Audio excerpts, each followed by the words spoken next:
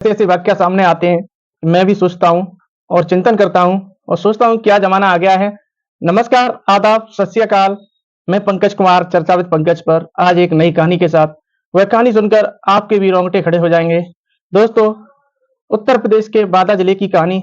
बांदा जिले में एक लड़की नाबालिग होती है और वह सब्जी खरीदने के लिए चौराहे की तरफ जाती है और दोस्तों जब वो चौराहे पर जाती है, तो वहाँ पर 3 मुस्लिम युवक उसका उसे देखकर एक संग उस पर उनकी गलत नज़र जाती है और वह उसे अपहरण कर लेते हैं। दोस्तों उसका अपहरण कर लेते हैं, यह घटना 14 मई की है। जब 14 मई को उसका अपहरण हो जाता है तो घरवाले देखते हैं कि उनकी बेटी सब्जी लेने गई थी, मगर अभी तक घर वापस नहीं आई।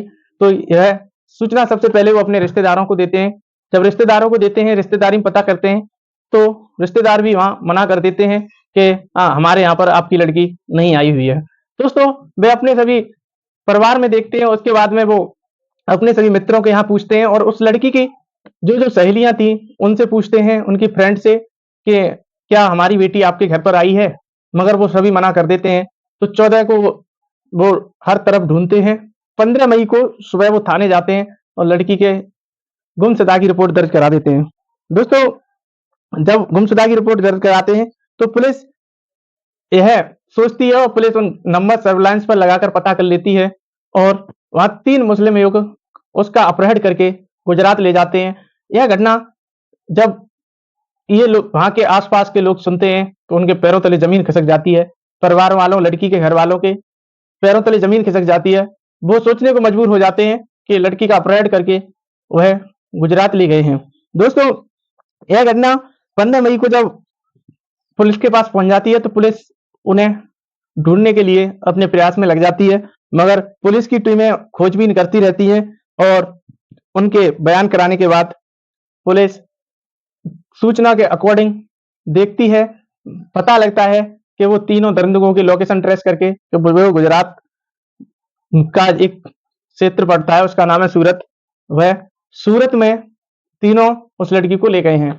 दोस्तों, जब सूरत का पता चलता है और नाबालिग क्या जब ये कहानी पूरी नाबालिग अपने परिवारीजन को किसी तरह से फ़ोन मिल जाता है और वो कॉल करके बताती है कि मुझे ऐसे-ऐसे अपहरण करके यहाँ से ये लोग यहाँ पर ले आए हैं। तो पुलिस की टीमों को वो सूचना देते हैं और वो बताती है कि मुझे जो युवक ले गए हैं, उन्होंने नशीला पदार्थ खिला दिया था और नशीला पदार्थ खिलाकर वो यहाँ पर मुझे लेकर आए हैं।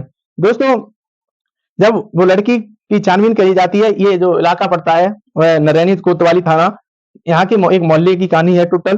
दोस्तों, जब इसकी खोजबीन की जाती है, तो 18 दिन बाद लगभग पुलिस इसका पता लगा लेती है और पुलिस जब पता लगा लेती है, तो गुजरात पहुँचती है और गुजरात जाकर वह लड़की को वहाँ से गिरफ्तार करती है और गिरफ्तार करके परिवारीजनों के पास लेकर आती है और पीड़िता साफ-साफ शब्दों में बता देती है कि मुझे ये लोग सूरत ले गए और उन्होंने मुझे नशीला पदार्थ खिलाकर मेरे साथ एक तरीक़ा से जो भी गलत कार्य होते हैं, वो सभी गलत कार्य किए। दोस्तों, नाबालिग ने कहा कि उन्होंने मेरे साथ एक नरैनी इलाका पड़ता है सूरत का, वहाँ एक कपड़े की दुकान में काम करता था। वह 14 मई की शाम को कुछ नशीला पदार्थ सुंघा कर ले गया था। वह रात भर बेहोश थी, जिसके बाद युवक उसे गुजरात के सूरत ले जाता है। दोस्तों, बाद वो लड़की फिलहाल विरोध करती है, तो विरोध करने पर वह उसके मुँह में रुमाल दे देता है और शोर मचाने पर वह उसे जान से मारने की धमकी दे देता है और वह सूरत में उस लड़की पर दबाव बनाता है कि मुझसे तू निकाह कर ले। उस लड़की से कहता है कि मुझसे तू निकाह कर ले और ना तुझे मैं जान से मार दूँगा।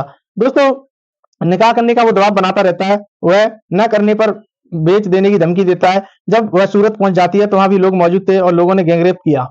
दोस्तों, जितने भी उसके साथ के लोग थे, 3 तो साथ थे और उनके जो लोग उसके साथ के लोग थे, वो सभी मिलकर उस लड़की के साथ बारी-बारी से रेप करते हैं।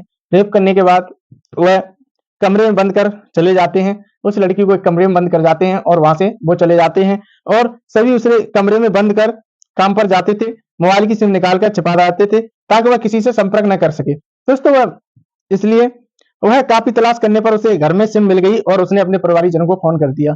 वह देखती है फ़ोन, सिम और मोबाइल का जो संबंध था वो अलग-अलग कर जाते थे, मगर एक दिन उसे सिम मिल जाती है। वो सिम डालकर फ़ोन में और अपने परिवारीजनों को सारी जानकारी दे देती है और पुलिस जब वहाँ पर जाती है, तो पुलिस को वो सारी हकीकत बता देती है और पुलिस 3 डॉक्टर का पैनल होता है, उसे सारी रिपोर्ट पीड़िता का मेडिकल के लिए पुलिस डॉक्टरों के पास भेज देती है और वह डॉक्टर उसका ट्रीटमेंट करते हैं।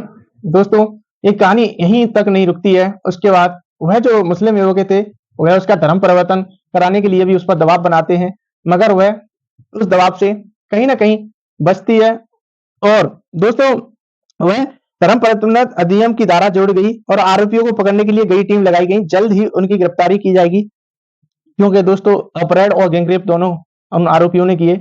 और उनके प्रति जब वह धर्म परिवर्तन की बोलते हैं, तो यह भी सुनकर कहीं न कहीं एक रोंगटे खड़े हो जाते हैं। तो उस लड़की का पकड़ कर ले जाकर वह कहती है कि महिला एक महिला थी, उसके जरिए मेरा मुस्लिम युवकों से संपर्क हुआ था। वह विश्व हिंदू परिषद के जिलाध्यक्ष होते हैं, तो वह इसमें इंटरेस्ट लेते हैं। जब पुलिस से वह महिला के माध्यम से मुस्लिम युवक से संपर्क ये नाबालिग आई, तो कुछ सजाकर नाबालिग बच्ची को वो सूरत ले गए। उसने और उसके साथियों ने उसके साथ गैंगरेप किया। दोस्तों, अपनी कमेंट में राय जरूर दें। बहुत बहुत धन्यवाद।